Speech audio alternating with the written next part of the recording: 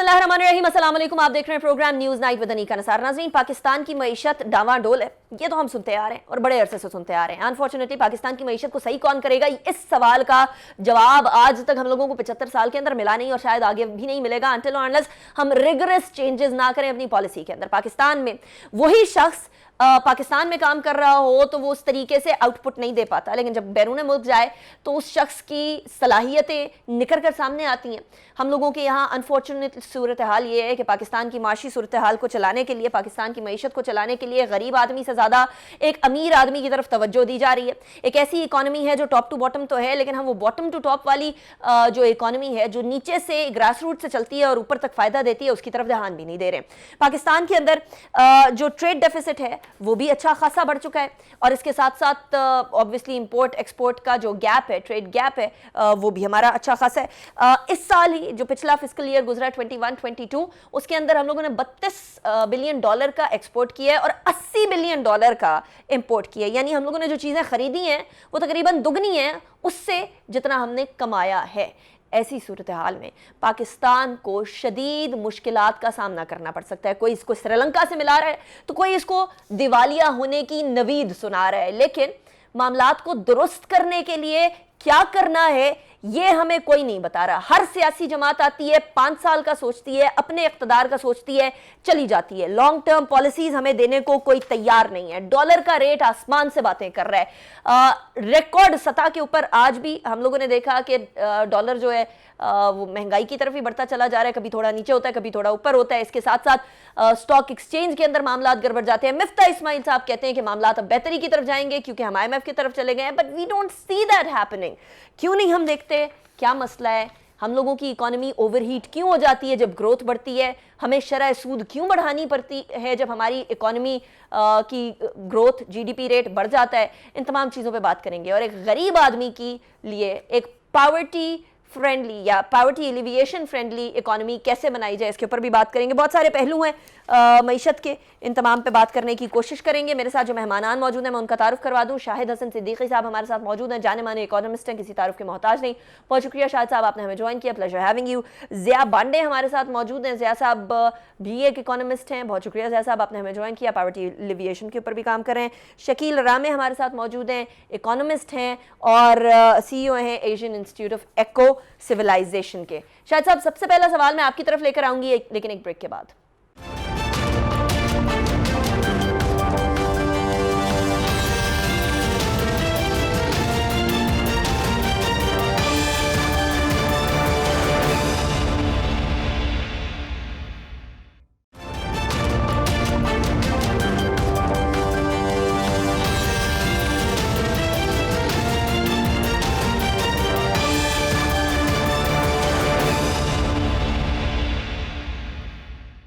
Welcome back after the break. Shahid Hasan Siddiqui sahab, सबसे पहला सवाल आपकी तरफ। एक बड़ी ग्लूम एंड डूम की सूरत हाल नजर आ रही है, दिखाई जा रही है। इस हुकूमत ने सत्यानाश कर दिया, पाकिस्तान तहरीक इंसाफ ये पिक्चर हमें दिखाती रही। इस हुकूमत ने हमें ये पिक्चर दिखाई कि माजी की हुकूमत ने सत्यानाश कर दिया, डबल दी अमाउंट ऑफ जो कर्जा है वो ले लिया और अब हम उसको वापस करते हुए, यानी डेट सर्विसिंग के अंदर ही हम लोगों का अच्छा खासा जो है बजट लग जाता है। तो ऐसी सिचुएशन में क्या पाकिस्तानी अवाम ये सोच भी सकते हैं कि आने वाले 5, 10, 15 सालों के अंदर हम इकोनॉमिक स्टेबिलिटी हासिल कर सकेंगे, कंसिडरिंग कि बहुत सारे मुमालिक ने 10 साल के अंदर अपनी इकोनॉमिक सूरत हाल को कंप्लीटली तब्दील करके अपनी किस्मत तब्दील की हुई है? बहुत शुक्रिया आपका। देखिए, बुनियादी फ़र्क जो है वो ये है कि पाकिस्तान की जो मईशत है वो अशराफिया की मईशत है, एलीट की मईशत है, और अशराफिया को आप उसमें माफिया भी आ जाता है। उनको खुश करने के लिए जो पॉलिसियाँ बनाई जाती हैं उसमें अगर हुकूमतों को, एक हुकूमत की बात मैं नहीं कर रहा हूँ, अगर कानून तोड़ना पड़े तो कानून तोड़ देते हैं, अगर नई कानून साजी करनी पड़े तो नई कानून साजी कर लेते हैं। यही काम हुकूमतें करती हैं, यही काम स्टेट बैंक भी करता रहा है। और आवाम के ऊपर बोझ डालने के लिए अगर कानून तोड़ना पड़े तो कानून तोड़ दिया जाता है और या नया कानून बनाना पड़ा तो नया कानून बना दिया जाता है। अशराफिया की मईशत है। दूसरा ये था कि हम एक वाहिद इस खित्ते में मुल्क हैं जिनकी बरामदात कम है और रेमिटेंसेस ज़्यादा हैं। ये बड़ी हैरान कुन बात मैं आपको बता रहा हूँ। यानी हमारा जो फोकस है वो सनत को तरक्की देने के बजाय रेमिटेंसेस, और वो रेमिटेंसेस कौन सी हैं जो इनकम टैक्स ऑर्डिनेंस 111(4) के तहत आती हैं, वो जेन्युइन रेमिटेंसेस नहीं हैं। तो अब मिसाल के तौर पर बांग्लादेश का जो एक्सपोर्ट है वो $52 बिलियन है, हमारा $31 बिलियन है, उससे $20 अरब कम है। लेकिन हमारी रेमिटेंसेस $31 बिलियन हैं, बांग्लादेश की हमसे $10 अरब कम है। यही फ़र्क है। फिर आप देख लीजिए, भारत हमारा दुश्मन मुल्क है, मैं उसकी मिसाल ज़रा अवॉइड करता हूँ, मगर भारत में इस वक्त अफराद या महंगाई 8% है, हमारे यहाँ जो है 21.4% है। तो क्या ये आदत शुमार नहीं बता रहे कि ये खेल तमाशा क्या हो रहा है? एक और बात मैं बता दूं, आपने बड़े सही बातें की हैं। जब पिछली हुकूमत ने जब रुखसत हुई थी तो बेशतर इकनॉमिक इंडिकेटर्स उससे ज़्यादा ख़राब थे जो इनको विरसे में मिले थे। रही सही कसर, इमरान खान साहब ने 28 फरवरी 2022 को IMF के साथ जो तहरीरी मुआहदा किया था इस्लामी जमहूरिया पाकिस्तान ने, सियासी मफादात के लिए बगैर सोचे समझे, एक ऐसे वक्त में जब उनको पता था मईशत बुरी हालत में कोई झटका संभाल नहीं सकती, उन्होंने वो मुआहदा तोड़ दिया। $900 मिलियन मिलने थे, वो नहीं मिले। दोस्त ममालिक ने झंडी दिखा दी, मईशत बहरान का शिकार हो गई। लेकिन वो 182 रुपये पर डॉलर छोड़ के रुखसत हुए थे, आज 2028 पर आ गया। सवाल ये पैदा होता है कि इस दौरान में जो चीज़ कोई एक्सप्लेन नहीं कर सकता, कि माजी में अगर आप देखें तो स्टेट बैंक और हुकूमत रिजर्व्स बढ़ाने की कोशिश करते थे। आप 4% छोड़ें, 8, 12, 13% पे भी अगर आपको बाहर से फंड्स मिलते हैं इन्वेस्टर्स के साथ या फॉरेन बैंक के साथ, तो स्टेट बैंक को या हुकूमत को लाना चाहिए था। टेम्परेरी तौर पे आप रिजर्व्स बढ़ा लेते 2 मिनट के लिए। सही। और रुपए की कदर कंट्रोल करने के लिए स्टेट बैंक मीटिंग करता रहा था। मैं कई दिहाइयों में पहली दफा मैंने देखा कि रुपया गिर रहा है, स्टेट बैंक खामोश है। ना उन्होंने एक्सचेंज कंपनीज की मीटिंग बुलाई, ना उन्होंने बैंकर्स की मीटिंग बुलाई, ना उनको उनकी गलत बातें याद दिलाई। हुकूमत वो खामोश बैठे, वो कहते हैं हमें तो खुद। शायद साहब, I am sorry, I am cutting you short over here, लेकिन वो इल्जाम जो ये हुकूमत लगाया करती थी कि देखें जी स्टेट बैंक को तो बेसिकली IMF का एजेंट बना दिया गया है, वो स्टेट बैंक गवर्नर के ऊपर भी बड़े इल्जाम लगे जब PTI लेकर आ रही थी रजा बाकी साहब को। क्या हम फिर समझ लें कि ये खामोशी बेसिकली उनका इल्जाम दुरुस्त साबित कर रही है या नहीं? नहीं, जिसमें तो कोई शक की बात नहीं है। इसलिए कि IMF ने ये कहा कि एक्सचेंज के मामलात में हम स्टेट बैंक से डायरेक्ट बात करेंगे, रिकॉर्ड पर आ गया। राइट। तो हमारे, लेकिन इन्होंने, इसका मतलब ये नहीं है कि आप जरूर, आपको खुद मुख्तारी है, लेकिन खुद मुख्तारी का मतलब तो ये नहीं है कि आप सट्टेबाजी होने दें, आप मार्केट डिटरमिन्ड एक्सचेंज रेट के नाम पे रुपए को गिरने दें, रोकने की कोशिश ना करें, वो नहीं की। लेकिन सरप्राइजिंगली हमारी वजारत खजाना इतने डर के बैठे हुए थे कि अगर उन्होंने रिजर्व बढ़ाने के लिए कुछ कोशिशें की या रुपए की कदर को कंट्रोल करने की कोशिशें की, तो उनके ऊपर यह इल्जाम ना लगाया कि आप स्टेट बैंक के मामलात में इंटरफेयर कर रहे हैं। सही। ये जो तमाशा हुआ है, इसको मिस्टीरियस भी आप कह सकते हैं। इसमें गैर मुल्कों के मफादात का भी तहफ़्फ़ुज़ हुआ है, बैरीन अशराफिया का, और हमारी मईशत को भी तबाह किया गया। कोई मामूली बात नहीं है। पेट्रोल की कीमतें कहाँ जाएंगी, खाने पीने की अशिया आप इंपोर्ट करते हैं कहाँ जाएंगी। हाँ, हुकूमत को टैक्सेस मिल गए, उनको बहुत फ़ायदा हो गया।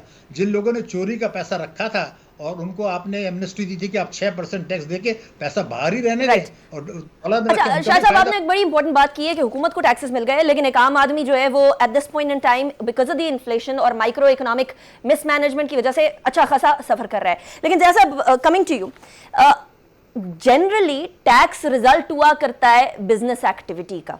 हमारे यहाँ बिजनेस एक्टिविटी हो नहीं रही होती लेकिन टैक्स बढ़ता चला जाता है। क्या हम लोगों की इकोनॉमिक पॉलिसीज की जो फाउंडेशन है वही गड़बड़ है कि हम लोग, इकोनॉमी हमारी ग्रो करना शुरू होती है, ओवरहीट हो जाती है, हमें स्लो डाउन करना पड़ जाता है, इंटरेस्ट रेट बढ़ाना पड़ जाता है। इधर जो है हम लोगों के पेट्रोलियम मसनूआत, क्योंकि इतनी शदीद इंपोर्ट का बड़ा हिस्सा है, कंसिडरिंग दैट यहाँ ₹1 का डिफरेंस नहीं पड़ता और हमारे इंपोर्ट बिल के ऊपर अच्छा खासा डिफरेंस पड़ जाता है। Where does the problem lie? Root cause. जहाँ तक बात हो रही है, हम एक सरमायादाराना सिस्टम में, ठीक है जी, अभी बात की थी शाहिद साहब ने इसके बारे में कि ये एलीट कैप्चर की बात की थी। देखिए, सारी दुनिया में एलीट कैप्चर है। ऐसी बात नहीं है कि अमेरिका में कोई बहुत ही बनाइन किस्म का या इक्लेटेरियन किस्म का कैपिटलिज्म चल रहा है, या हिंदुस्तान के अंदर ले लें या चाइना के अंदर ले लें। इट्स ऑलवेज के मतलब है कि आपको इनइक्वालिटी मिलती है उसके अंदर। The only difference between elite to elite is this कि वो एलीट कितनी मॉडर्नाइज्ड है। सही। वो आप कितनी मॉडर्नाइज्ड है, वो किन चीज़ों को, किन सेक्शंस को और किन शोबों को इकोनॉमी को सपोर्ट कर रही है। अगर हिंदुस्तान की बात देखें तो अब अगर मैं एक मिसाल देता हूँ IT एक्सपोर्ट्स की अगर बात करता हूँ, तो हिंदुस्तान की इस वक्त IT एक्सपोर्ट्स को 160 अरब डॉलर से ऊपर है। पाकिस्तान की कितनी है? पाकिस्तान की 2-2.5 अरब 3 अरब डॉलर है। अब आप सोचें कि अगर आपने 160 अरब डॉलर तक जाना है तो आपको कितने साल लगेंगे या कितना मतलब है टाइम लगेगा। तो इट मीन्स कि जो आपका स्ट्रक्चर है इस वक्त अगर आप देखती हैं तो 28 अरब डॉलर की आपकी एक्सपोर्ट है, 50 अरब डॉलर की जो पिछले साल के फिगर्स हैं, 50 अरब डॉलर की आपकी इंपोर्ट है। राइट, ठीक है। तो अब ये जो डिफरेंस है जो आपके दरमियान है और उसकी वजह से जो आप मैनेज नहीं कर पा रहे, मैं छोटी सी बात कर रहा हूँ, आप IMF के पास गए, IMF के पास आप किस लिए गए जी कि पैसे कम पड़ रहे हैं, शॉर्ट पड़ रहे हैं, Right. ये डेफिसिट के लिए हमें पैसे दे दें। IMF ने एक लंबी लिस्ट दे दी आपको कि भैया ये भी करें ये भी करें, जबकि आपका एक साइक्लिकल प्रॉब्लम है। तो हमें समझने की ज़रूरत ये है कि IMF इज़ ए आइडियोलॉजिकल, मतलब वो इदारा बना किस लिए और उसको इदारे को चला कौन रहे हैं। वो इदारा 1950 के अशरे में बना था या बना था और उसका पर्पस था लोगों को पैसे देना, लेकिन मुफ्त में पैसे नहीं देना, उसके पीछे भी एक पॉलिटिकल पर्पस होता है। कमर्शियल गेन है उनका। Exactly. Why Pakistan is going मतलब है कि पिछले उसमें 24 दफ़ा गया, जबकि पूरे साउथ एशिया में इतनी दफ़ा कोई इंडिया एक दफा गया और फिर उसके बाद कभी नहीं गया। उसके बाद नहीं गया। ठीक है। What are we doing wrong? क्या गड़बड़ पॉइंट है? इज दिस कि इसका मतलब है कि हिंदुस्तान अपनी इकोनॉमी को मॉडर्नाइज कर रहा है। सही। आपको कहानी ये सुनाई जाती है प्राइवेट सेक्टर को ले आएं सिर्फ, बाकी सबको ख़त्म कर दें। ठीक। हिंदुस्तान के अंदर प्राइवेट सेक्टर कितना बड़ा है, चाइना का पब्लिक सेक्टर कितना बड़ा है, चाइना का पब्लिक सेक्टर कितना बड़ा है, वो भी तो काम कर ही रहे हैं ना। लेकिन आपको एक तरह की ऑर्थोडॉक्सी बताई जाती है कि सिर्फ और सिर्फ प्राइवेट सेक्टर ने काम करना है। अब प्राइवेट सेक्टर को अगर आप जितना मर्जी, प्राइवेट सेक्टर क्या रो रहा होता है, वो आपको आके ये कह रहा होता है कि भैया हमारे पास तो गवर्नमेंट का बहुत ज़्यादा प्रेशर है। सही। ठीक है। यहाँ दूसरी बात ये हो रही है कि प्राइवेट सेक्टर तो पैसे कमा रहा है। आप यही बात हो रही होती है ना कि जी कि प्राइवेट सेक्टर टैक्स नहीं देता, प्राइवेट सेक्टर वो कह रहा है। ऑक्सीमोरॉनिक सिचुएशन है। Exactly. लेकिन समझ नहीं आ रहा इसके बीच में जाएगा। अच्छा, लेकिन ज़िया साहब एक्सप्लेन इट टू मी कि अगर हम एग्जांपल्स दे रहे हैं इंडिया की, हम एग्जांपल्स दे रहे हैं चाइना की, हम लोगों ने अपने प्लान्स देकर मुमालिक को खड़ा किया 5 ईयर प्लान देकर, and yet we are at a situation जहां हम बार बार IMF की तरफ जा रहे हैं। इजिप्ट का मॉडल हमारे सामने है। अगर हम IMF के पास जा भी रहे हैं और अगर हम कर्जे ले भी रहे हैं तो उन कर्जों को किस जगह पर लग रहे होना चाहिए कि वो अल्टीमेटली कर्जे पाकिस्तान की इकोनॉमिक अपलिफ्ट में इस्तेमाल हो। कर्जा तो हमने लेना है क्योंकि हम लोग इंपोर्ट अच्छी खासी कर रहे हैं, तो उस कर्जे को किधर इस्तेमाल करना चाहिए और किधर इस्तेमाल हो रहा है? बुनियादी तौर पे जो IMF से आपको पैसे मिलते हैं वो बैलेंस ऑफ पेमेंट के लिए मिलते हैं, जो आपका गैप होता है उसके लिए मिलते हैं। वर्ल्ड बैंक आपको देता है लॉन्ग टर्म प्रोजेक्ट्स के लिए पैसे वगैरह जो आपने लगाने होते हैं अपने इंफ्रास्ट्रक्चर की कैपेसिटी बढ़ाने के लिए। अब मैं छोटी सी एग्जांपल दूं, इस वक्त बांग्लादेश ने एक पुल बनाया, बहुत बड़ा पुल, ठीक है, जिसके ऊपर तकरीबन 2.3 अरब डॉलर किया है। अच्छा, जब वो स्टार्ट हुआ मतलब आज से 10 साल पहले वो प्रोजेक्ट, वो मतलब है कि काफ़ी बड़ा, अच्छा जो साउथ वेस्ट को मतलब है कनेक्ट करता है मुल्क के साथ, और दे आर एक्सपेक्टिंग कि GDP में तकरीबन 1.5% का फ़र्क पड़ेगा उस पुल की वजह से। 2.3 अरब डॉलर के लिए जब वो वर्ल्ड बैंक के पास गए तो वर्ल्ड बैंक कहा भाई आपके तो इस प्रोजेक्ट के अंदर ट्रांसपेरेंसी नहीं है, करप्शन है। ठीक है जी। तो उन्होंने, बांग्लादेश ने अपनी जेब से वो पूरा किया है प्रोजेक्ट। मैं आपको एक बात बता रहा हूँ, ये जो हमें कहानी बताई जाती है ना कि जी करप्शन और ये चीज़ें, दैट्स फाइन, मतलब है मैं ये इनकार नहीं कर रहा कि आप थाईलैंड में जाएंगे तो वहाँ करप्शन नहीं हो रही या इंडोनेशिया में नहीं हो रही। The important point is this, capitalist society के अंदर कॉन्सेंट्रेशन ऑफ वेल्थ होगी, सही या गलत तरीके से। The important point for you to understand, जैसे अभी आपने जिक्र किया कि फलाना ले गया जी, कागज ले जाने से आप मुल्क आगे नहीं चला जाता, विल से होता है। आप समझ रहे हैं, इंप्लीमेंटेशन और विल से होता है। वो तो दैट इज इम्पॉर्टेंट। तो for you what is important is this कि are your elite is modernist. सही। मतलब वो ग्लोबलाइजेशन के जो लवाजमात हैं उसके साथ पैर मिला के चल रही है कि नहीं चल रही। अभी तक हम सिर्फ टेक्सटाइल ही बेचेंगे, मतलब है कि जो हमारा प्रोडक्ट उसमें कितनी हमारे पास वैरायटी। एक इंटरेस्टिंग पॉइंट ये है शकील साहब, एक इंटरेस्टिंग पॉइंट ये है कि इंडिया की बहुत बड़ी एक्सपोर्ट है IT की, जिस तरीके से अभी ज़िया साहब ने भी बात की, लेकिन बांग्लादेश ने एक सेट कर लिया था कि हमने लोगों को कपड़े बेचने और वो शर्टें पैंटें बेचकर अच्छी खासी अपनी एक्सपोर्ट कर रहे हैं। तो हमारी कोई सिमत तो बने, हमारी कोई सिमत ही नहीं बन पा रही है, चाहे वो हम कपड़े बेचने में जाएं, टेक्सटाइल में जाएं, चाहे हम एग्रीकल्चरल वैल्यू एडेड प्रोडक्ट्स बेचें या हम IT के प्रोडक्ट्स बेचें या हम कुछ और बेचें। क्या आपको नजर आता है कि पाकिस्तान इधर उधर दीवारों में टकरे मार रहा है और अभी तक हम ये डिसाइड नहीं कर पाए कि हम लोगों ने बेसिकली कौन सा प्रोडक्ट सेल करना है, या चाइना के मॉडल पे आना है कि एक सिटी एक प्रोडक्ट बना रहा हो? देखें, पहली बात तो यह है कि हमारी जो डिसीजन मेकिंग है ना वो इंडिजिनस नहीं है। सही। हमारा जो हम अभी बात कर रहे थे शाह साहब के लीड कैप्चर है, हमारे 2 तरह का लीड कैप्चर है। एक तो हम जिसको शराफिया कहते हैं बिजनेस पैसे पे, दूसरा इंटेलेक्चुअल लीड कैप्चर है। जितना हमारा दूसरा शराफिया इस मुल्क को खा गया उतना ये शराफिया मुल्क को खा गया है, Interesting. बल्कि बेच गया है। अच्छा, अब देखें जितना भी एलीट कल्चर ये आता है, इंटेलेक्चुअल एलीट जो आते हैं, ये वर्ल्ड बैंक और कैपिटलिज्म की आपको सारी स्टोरियां सुनाएंगे। सही है। आपको ये कभी नहीं बताएंगे कि आपके हालात क्या, उसके मुताबिक प्लानिंग कैसे करनी है, कैसे करनी है आप बताओ। हमारी जरूरत क्या है। देखें, अगर कोई बंदा आता है मेरे पास पैसे हैं कि एक मेहरान लेने के, मुझे आगे कोई बंदा कहता है जनाब BMW बहुत अच्छी गाड़ी है, कोई शक नहीं, बहुत अच्छी गाड़ी है, मेरा मसला मोबिलिटी का, चादर देख के पाँव फैलाएं आपके। मैं मेहरान लूंगा, मोबिलिटी का मसला हल करूंगा, कमा के BMW भी ले लूंगा। ठीक है। अगर मैं यही कहूँ नहीं मुझे वही पे जाना है, पहले कुछ नहीं करना, तो ये हमारा मसला है। देखिए हमारा जो बेसिक स्ट्रेंथ क्या आती थी, अभी दो जगह पे थी। एक तो हमारी थी एग्रीकल्चर पे, उसको हमने उस नेज पे ले आए हैं कि अभी इस दफा हमारा इंपोर्ट बिल भी 10 बिलियन के तक पहुंच गया। दालें हम इंपोर्ट कर रहे हैं, पाम ऑयल हम इंपोर्ट कर रहे हम हैं, उसको, आपको उसकी वजह क्या है? हमारा लीड कैप्चर जब बात करते हैं कि ये रियल एस्टेट को आपने इतना कर दिया, लाहौर में रावी सिटी बना दी, इधर बना दिया, जो आपको पाकिस्तान के भी जो सियासतदान है ज्यादातर वो आपको प्रॉपर्टी डीलर नजर आते हैं, सही, जो इस पे कर रहे हैं। आपने उसको पीछे धकेल दिया, क्वालिटी सीड नहीं दिया, मशीनरी नहीं दी, वाटर मैनेजमेंट पे बात नहीं की, वाटर अवेलेबिलिटी पे बात नहीं की, उनकी पेस्टिसाइड्स पे बात नहीं की, आपने उसको पीछे धकेल दिया। हमें जो बेचा जाता है, वर्ल्ड बैंक आती है, IMF जो हमारा डोनर आता है, वो लंबी रिपोर्टें लिख देता है, दुनिया में ये हो गया वो हो गया। तो क्या करें फिर? हमें देखिए, अब चाइना की मिसाल लेता हूं मैं आपको, उससे आप सबक सीख सकते हैं। जब 1978 में चाइना में 82% पॉवर्टी थी, 82%, हमारे उतनी नहीं है, हमारे तो उससे हाफ से भी कम है। उन्होंने दो काम किए थे। सबसे पहले रिफॉर्म की थी एग्रीकल्चर। अच्छा, उसमें ये किया था उन्होंने, एग्रीकल्चर मार्केट की जो प्राइस थी उसको दो हिस्सों में ले गए थे, उसको बेसिकली मार्केट की तरफ लेके जा रहे थे। दूसरा कहते हैं इनपुट की प्राइसेस गिराना शुरू कर दी। हमारे क्या मार्केट में यानी कि आउटपुट की प्रोडक्ट की जो कीमत है उसको गवर्नमेंट कहती नहीं हमने नहीं बढ़ने देना, या सब्सिडाइज करना पड़ता है। हाँ जी, और जो इधर इनपुट की कीमतें वो स्काई रॉकेट है। ठीक है, चलिए इसी पॉइंट को फर्दर डिस्कस करेंगे। मुझे ब्रेक की तरफ जाने दीजिएगा, ब्रेक के बाद वापस आएंगे, उसके बाद फिर सॉल्यूशंस की तरफ जरा जाते हैं। पाकिस्तान की इकोनॉमी, अभी डॉलर की सूरत हाल देखिए, हम लोगों को अब अल्टीमेटली इंपोर्ट बेस्ड से एक्सपोर्ट बेस्ड इकोनॉमी बनना पड़ेगा, चाहे मजबूरन बनना पड़े, और ये बहुत बड़ी स्ट्रेंथ हो सकती है डॉलर की कदर के अंदर इजाफा होना, अगर हम एक्सपोर्ट बेस्ड इकोनॉमी हो। एक्सपोर्ट बेस्ड इकोनॉमी कैसे बना जाए, एक ब्रेक के बाद डिस्कस करेंगे।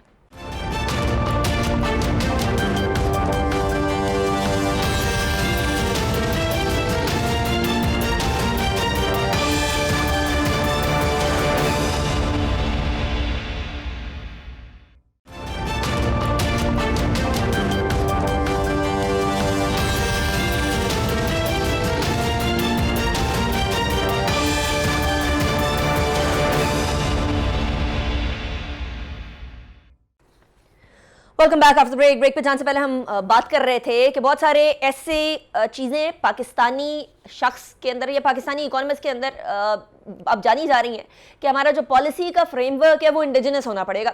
हमें एक ऐसी इकोनॉमी बनना पड़ेगा जो अपने डिसीजन अपने माहौल के हिसाब से, अपनी इकोनॉमी के हिसाब से, अपनी सोसाइटी के हिसाब से ले, ना ये कि हम लोग इम्पोर्टेड किस्म के आइडियाज़ लें। शाहिद हसन सिद्दीकी साहब, एक बात तो तय है कि पाकिस्तान को अपनी स्ट्रेंथ्स पे खेलना पड़ेगा, ना ये कि कोई बाहर से आके हमें बताए कि जी आपको ये करना चाहिए और वो करना चाहिए और इधर सड़क बनानी चाहिए और उधर सड़क बनानी चाहिए and so on so fourth. हमें भी पता है कि हमारे हाइडल प्रोजेक्ट्स के लिए वर्ल्ड बैंक ने लोन देने से भी इनकार किया था, जो कि हमारे लिए बड़ी इंपॉर्टेंट चीज़ हो सकती थी। लेकिन नाउ पाकिस्तान की स्ट्रेंथ क्या है जिसको हम इस्तेमाल करें तो हम इसी US डॉलर का जो रेट इस कदर हाई है विच इज़ अलार्मिंग, उसको हम इस्तेमाल कर सकते हैं अपनी स्ट्रेंथ पे। जैसे जापान के अंदर उनकी करेंसी का रेट अच्छा खासा डाउन था, लेकिन वो एक्सपोर्ट करते थे तो they're actually making use of it. देखिए, मैं आपसे पहले ये कहूं कि जो हमारे दोनों मेहमान हैं उन्होंने बहुत ही अहम और बहुत कीमती बातें मुख्तसर वक्त में की हैं और बहुत सारी चीज़ों के वाज़ेह तौर पर जवाबात सामने आ गए। सवाल सिर्फ ये कि क्या हम ये करना चाहते हैं। देखिए, अगर मईशत को आपको तरक्की देनी है तो आपको टैक्सों का मुनसिफाना निज़ाम और मईशत को डॉक्यूमेंट करना पड़ेगा। हर हुकूमत ये समझती है कि अगर उसने टैक्स एमनेस्टी नहीं दी तो शायद उसने अपनी जिम्मेदारी पूरी नहीं की। ऐसा नहीं होता, इतनी टैक्स एमनेस्टी कोई दुनिया में नहीं दिया करता। नंबर एक तो टैक्सों का निज़ाम और मईशत को दस्तावेजी बनाना, काले धन को सफ़ेद होने से रोकना और प्रॉपर्टी की वैल्यूएशन को मार्केट पर ले आए, बात को ख़त्म करें। नंबर एक। दूसरा ये था कि जब आप हमारा तो है वो लोकल मुकामी लोग किसी भी वजह से सियासी हालातों कुछ भी अगर खुद इन्वेस्टमेंट नहीं करेंगे तो फिर पाकिस्तान से बैरून इन्वेस्टमेंट नहीं आएगा। राइट। तीसरी कि हमने बचतों की शरह को बिल्कुल इग्नोर कर दिया। किसी ज़माने में हमारी 20-21% हुआ करती थी सेविंग्स, अब ये 11% पर आ गई है। इसकी वजह से कर्जों पर इन्हिसार बढ़ा। तो सारे वसाइल। लेकिन शायद साहब, I am sorry, I am cutting short, but वो हुकूमत ये सारे के सारे ये जो एक लाइफलाइन आईएमएफ की तरफ से मिलती रहती है कर्जे की, वो हुकूमत काटेगी जो जिसको ये यकीन होगा कि वो लॉन्ग टर्म प्लानिंग करेगी तो उसके बावजूद भी उसकी पॉपुलैरिटी में कमी नहीं आएगी। जनरली गवर्नमेंट्स इसलिए डिसीजन नहीं ले रही होती हैं बिकॉज वो कहती हैं हमने सिर्फ 5 साल, अपने 5 साल देखने हैं, बाकी वी डोंट रियली केयर। ऐसा कुछ हो सकता है पाकिस्तान के अंदर कि सियासी जमातें चार्टर ऑफ इकोनॉमी नाम दे दें या कोई और नाम दे दें, वो इस सोच से 5 साल की सोच से बालातर होकर सोचने लग जाए? देखिए, चार्टर ऑफ इकोनॉमी से बड़ा धोखा पाकिस्तान में नहीं दिया जा रहा। मैं आपको वजह बताऊं, आप मुस्लिम लीग नून का मंशूर उठाइए, उसमें क्या है? हमें एहसास है कि अगर हम हर किस्म की आमदनी पर टैक्स नहीं लगाते तो पाकिस्तान की मईशत ठीक नहीं हो सकती। ये एलएन कह रहा है। इमरान खान साहब क्या कह रहे हैं? अगर हर वफाक और सूबे हर किस्म की आमदनी बशमूल प्रॉपर्टी और एग्रीकल्चर पर टैक्स नहीं लगाते तो पाकिस्तान की मईशत ठीक नहीं हो सकती। सवाल ही नहीं पैदा होता। पीपल्स पार्टी कहते थे जी हम तो हर आदमी से टैक्स लेंगे, एक गिलास पानी पे भी टैक्स लेंगे। तो क्या ये चार्टर ऑफ इकोनॉमी मौजूद नहीं है कि मईशत को दस्तावेजी बनाएं, जिसकी आमदनी ज्यादा है वो ज्यादा टैक्स दे दे, जिसकी आमदनी कम है वो टैक्स दे दे, हर आदमी टैक्स दे। तो जो चार्टर मौजूद है, यानी पाकिस्तान में जो मसला आ रहा है कि अभी देखिए सुप्रीम कोर्ट में केस गया 63 मुनर्रफीन का। मैं तो ये कहता हूँ मुनर्रफीन तो वो हैं जिन्होंने इलेक्शन लड़ा अपने मंशूर पर और मंशूर से मुनहरफ हो गए। नहीं, उससे 100% इनहराफ कौन हुआ? मेजोरिटी इनहराफ हुई। जिन्होंने उस पर अमल नहीं किया वो इनहराफ हुए। जिन्होंने हुकूमत के खिलाफ वोट दिया उन्होंने तो सही किया। जब आप मंशूर लेके इलेक्ट होते हैं तो मंशूर को वोट मिला है, आप उससे नाराज करते हैं तो आपका मैंडेट उस दिन खत्म हो जाता है। तो पहले तो ये कानून में तब्दीली करें कि जिस मंशूर पर आप आते हैं उस पर अमल करना है। नंबर 1। एक जुमला और मैं बता दूं, जो आप इलेक्शन का फॉर्म भरते हैं उसमें जो आदमी 7 दफ़े कर्जे माफ़ कराता है, जो एमनेस्टी लेता है वो भी होता है। तो कम से कम एक क्लॉज ही डाल दें कि अगर कोई आदमी इलेक्शन लड़ता है तो जो कर्जे उसने माफ़ कराए 30 साल पहले वो भी सूद के साथ वापस करे, एमनेस्टी का पैसा भी वापस करे। ये 2 चीज़ें अगर कर लें तो मेरे ख्याल से बहुत बेहतरीन है। यहाँ लोगों के पास दिमाग है, बिल्कुल, इसमें मुझे कोई शुक्र नहीं है। ये दिमाग बाहर जाके चलते हैं शायद साहब, लेकिन अनफॉर्चुनेटली पाकिस्तान के अंदर ये दिमाग नहीं चल रहे होते। पता नहीं सिस्टम का लैप्स है या क्या है। I would take the discussion towards Zia sahab. Zia साहब, पाकिस्तान के अंदर फिस्कल ईयर 21-22 $32 बिलियन की हम लोग एक्सपोर्ट करते हैं, $80 बिलियन की हम लोग इंपोर्ट करते हैं। आधे से भी ज़्यादा हम लोग इंपोर्ट कर रहे होते हैं। शायद साहब ने अभी एक तरफ पॉइंट आउट किया कि हम लोगों यहाँ सेविंग का ट्रेंड खत्म हो गया। किसी ज़माने में हम लोग न्यूक्लियर स्टेट है, हम लोगों ने किस तरीके से न्यूक्लियर स्टेट बने, ऑब्वियसली सेविंग्स करके। It wasn't an easy task to become this. लेकिन एक न्यूक्लियर स्टेट इतना ड्विंडलिंग इकोनॉमी हो, उसकी क्या वजह है? व्हाट वेंट रॉन्ग कि हम लोग सेविंग्स के पैथ से बिल्कुल सेपरेट हो गए and we just went on to luxurious lifestyle जो एलीट की है, और पॉवर्टी की तरफ हम लोगों ने उस तरह ध्यान नहीं लिया, पॉवर्टी एलिविएशन की तरफ। नहीं, that's a very good question about poverty alleviation, because this is one of the area जहाँ मैं काम कर रहा हूँ। ठीक है, शाहिद साहब ने बात की, मैं एक मखसूस एरिया के अंदर बात करूँगा। मतलब ब्रॉड हम नहीं रखते, फोकस रखते हैं। मतलब हर आदमी, शकील अपनी बात करेंगे, मैं अपनी बात करता हूँ। मैं पॉवर्टी पे क्योंकि काम कर रहा हूँ पाकिस्तान के अंदर, तो जिस बात हो रही है कि पाकिस्तान के अंदर क्या मसाइल हैं या क्यों मतलब हम नहीं कर रहे, तो हमने एक सेगमेंट पकड़ा पॉवर्टी के अंदर कि जो लाइवलीहुड है, अर्बन लाइवलीहुड, उसको कैसे डेवलप किया जाए। हम बड़ी बड़ी बातें तो करते हैं ना कि जी के आप इनको बेनिफिट दे दें, इनको दे दें। देखिए, जितनों को आप बेनिफिट देंगे वो जेब में पैसे डालेंगे। आज अगर रुपये के मतलब गिर रहा है डॉलर के अगेंस्ट, उसमें कुछ लोग पैसे कमा भी तो रहे हैं ना, ऐसे तो नहीं गिर रहा। तो वो लोगों ने पैसे कमा के कहीं ना कहीं तो खर्च करने होंगे ना। मतलब बाकी लोग सफ़र करेंगे लेकिन कुछ लोग तो उसमें पार्टी करेंगे ना। अब हम आ जाते हैं कि गरीबों के ऊपर, कि पाकिस्तान के जो गरीब हैं वो कहाँ से अर्निंग कर रहे हैं। पाकिस्तान की जो पॉपुलेशन ग्रोथ है पूरे ख़ित्ते में सबसे ज़्यादा है। ठीक है, आपको भी पता है, अफगानिस्तान को मिकल छोड़ के। तो अब इन सारे लोग जो हर साल निकल रहे हैं, इनको अब 5वां बड़ा मुल्क है, कोई छोटा मुल्क तो है नहीं। इनको कहाँ से रोटी देंगे और वो देंगे। हमने एक सेगमेंट पे काम करना स्टार्ट किया। हमने कहा हम स्ट्रीट इकोनॉमी पे काम करते हैं, let's work on street economy. उसको छोड़ दें एक्सपोर्ट कितनी हो रही, पाकिस्तान की एक्सपोर्ट टू जीडीपी रेशियो जो है वो बहुत ज़्यादा नहीं है, कम है। तो इट मीन्स कि बड़ा आपको डिपेंडेंस है डोमेस्टिक इकोनॉमी के ऊपर। लोगों को आज रिलीफ चाहिए। आपकी एक्सपोर्ट अगले 10 साल में बढ़ती तो उस वक्त तक तो बाकी बैठे हैं वो क्या करेंगे। तो आपको उसके ऊपर सोचना है। तो हमने कहा कि जो स्ट्रीट वेंडर्स हैं, हमने पाकिस्तान में कोई सर्वे तो हुआ ही नहीं है, आप यकीन करें कि मैंने इतने मुल्कों के स्टडी किया है and I find it is one of the most ruthless country towards its poor. आप समझ नहीं बात कि मतलब उसके अंदर हमने देखा जो फाइनेंशियल एक्सक्लूजन है कि अगर मतलब है अभी अगर मेरे पास नंबर्स को अगर मेरे पास हैं बताऊँ आपको कि पाकिस्तान के जो बैंक्स हैं इस वक्त, ये स्टेट बैंक के फिगर्स हैं, मेरे फिगर्स नहीं हैं, 6 करोड़ 20 लाख लोगों के अकाउंट्स हैं जिनसे पैसे ले रहे हैं।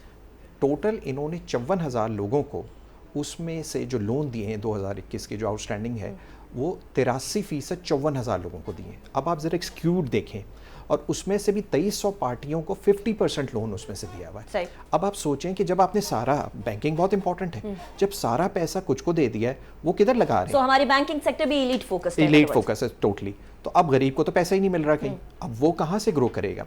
तो हमने जब स्ट्रीट वेंडर्स पे काम, तो हमने इस्लामाबाद से काम स्टार्ट किया। जो लास्ट गवर्नमेंट थी मतलब उन्होंने ही हमें सपोर्ट किया और हम एक उसके ऊपर पूरी रिसर्च लेकर आए कि ये किस तरह काम है। एंड वी फाइंड आउट कि पाकिस्तान की अर्बन इकॉनमी में, जो अर्बन है तकरीबन 8 करोड़ की है, इस 8 करोड़ की इकॉनमी में 8 से 10 लाख स्ट्रीट वेंडर्स काम कर रहे हैं और एक स्ट्रीट वेंडर ऑन एवरेज एक नौकरी निकालता है 15,000 रुपये की। ठीक है जी। और हमने इस इकॉनमी का साइज़ लिया है, ये तकरीबन 800 से 1000 अरब तक की इकॉनमी है। आप समझ नहीं, तो ये तकरीबन 1.5% GDP का बनता है। अब these are at the bottom. अब आप समझ रहे हैं, और ये क्या है, ये एक्सप्लॉइट हो रहे हैं सिस्टम के अंदर। राइट। भत्ते लिए जा रहे हैं, चीज़ मतलब आप जाती हैं खुद जाके देखती हैं, आपको उनके पीछे का अगर सिस्टम समझें तो पूरा एक एक्सप्लॉइटेशन का सिस्टम है। और ये पाकिस्तान के अंदर अगर हमने कहा कि सिर्फ इसको अगर आप करें तो यही लोग जो हैं, अगर आपका टारगेट हो कि मैं 1000 अरब से इसको 1500 अरब पे ले जाऊं, मैं एक बात कर रहा हूं आपसे, और हमने किया भी है कुछ लोगों की जिनको हमने तकरीबन 250-300 लोगों को इधर किया है ऑन पायलट बेसिस। तो आपने एक साल में उनकी आमदनी बढ़ाई है, हमारा टारगेट वो है। तो अगर आप वो कर रहे हैं तो जो आप एहसास के अंदर पैसे दे रहे हैं उससे ज़्यादा पैसे तो ये लोग जनरेट करके दे देंगे। ठीक है। तो अगर आपकी इस तरह की क्रिएटिव थिंकिंग हो, बेसिक ये मैं आपको सोल्यूशन की बात, आप जो सोल्यूशन की बात कर रहे हैं, बेसिक वही रूल है कि आप पैसे देने की बजाय पैसे कमाना सिखाएं। कमाना सिखाएं। आप उनको देखिए, मैं उनको समोसे बनाना नहीं सिखा सकता, मैं आपको सीधी ये बनियान कैसे बेचनी है, लेकिन हम जो उनके बॉटल नेक्स हैं, जो डिस्टॉर्शंस हैं, हम उनको ख़त्म कर रहे हैं। उनके सबसे बड़ा क्या है, उनको रेगुलराइज कर रहे हैं। फर्स्ट टाइम हमने माइक्रो फाइनेंस बैंकों से उनको लोन दिलवाए रेडियो के लिए। इंटरेस्टिंग। तो अगर आप उनको एक मॉड्यूलर और सोलर पैनल फिटेड रेडी दे रही हैं जो वो बंद करके चले जाती हैं, यानी उनका स्टोरेज भी अंदर ही है सारा, तो आप ये देखें कि आप उसके ऊपर कितना बड़ा एहसान कर रहे हैं उस बंदे के ऊपर। राइट।